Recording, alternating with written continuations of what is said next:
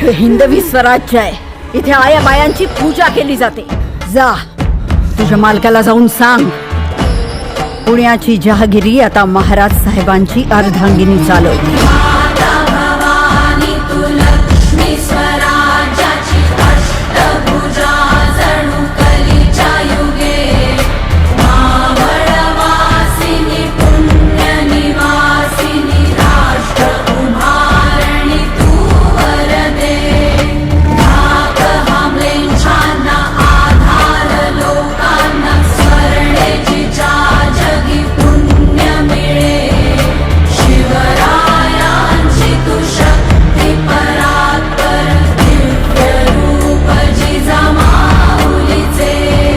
लेकी बाळी निर्धास्तपणे वावरू लागल्या तर ते खरे स्वराज्य.